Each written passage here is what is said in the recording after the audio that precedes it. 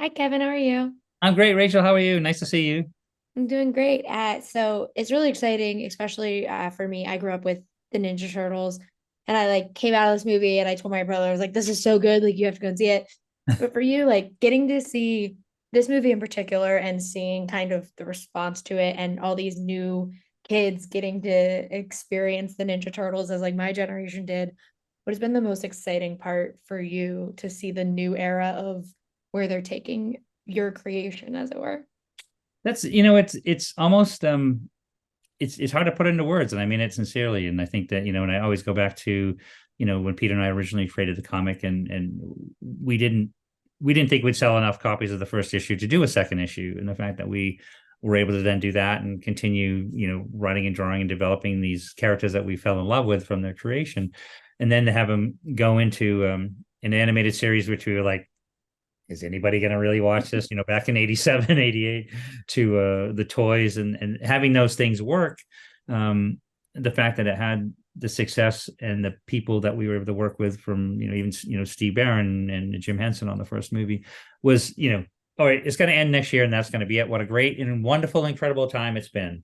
And then it would go on and it would go on. And so, fast forward to this wonderful movie, Mutant Mayhem, that Jeff Rowe and Seth Rogen and Evan Goldberg have put together, is just a perfect storm of taking so many wonderful elements of the past and what they loved about the Turtles and what they saw in them, and bring it to life in this new movie that resonates on so many levels, and it's such a contemporary way without taking away from the heart and soul of the original concept. Is, I sat there and laughed and, cried, and Mhm. just enjoyed. The soundtrack was great. The voices were tremendous, and it was just really thoughtful and special. It's fantastic.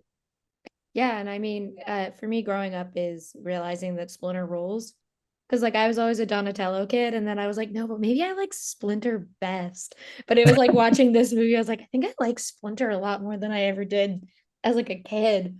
But these are such like a fresh take on the characters we've come to love, and they're new, but they're still like they have that core.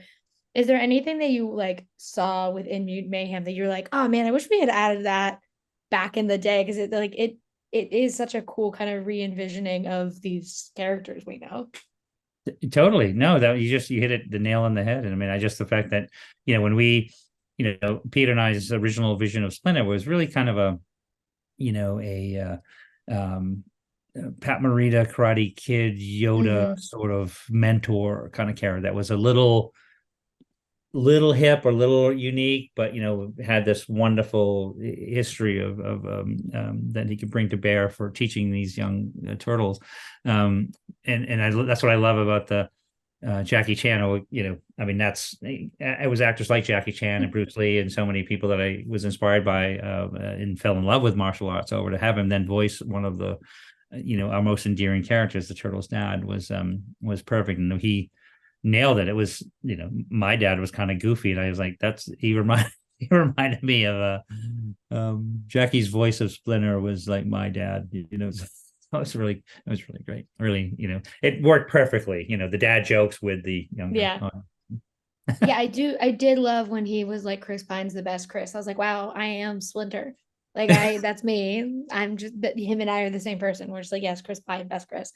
But I do still love, like, I like that this is an origin story in a lot of a lot of the way. Cause like, even though like I knew the turtles, my brother knew the turtles, like kids just know them as the turtles who like pizza and live in the sewers. So to have that origin is really cool.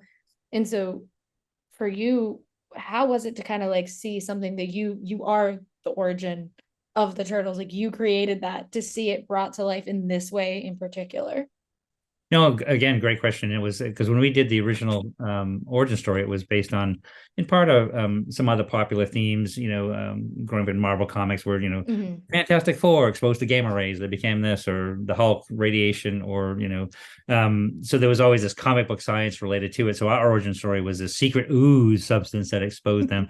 And so I love that they played up on the ooze thing without really addressing all the specifics of what the ooze was. So we get to keep the comic book element of it, and the evolution of how these characters came to be. So there was a great sort of enough information, but on all the information. But they're how they fit the pieces together to make it work, especially giving birth to the other mutants at the same time as our turtles. I thought that was a really, really brilliant concept because it wasn't like, just that, when they meet him and they go, "We're not alone. There's other mutants." That was just such a great, heartwarming moment, for these crazy mutant characters. So it was very beautifully done, beautifully adapted. Yeah, I love this movie very much.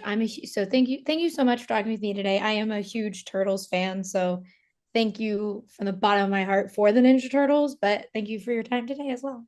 Well, I wouldn't have the greatest job ever without the greatest fans ever. So I thank you very much. Thank you. Have a great day.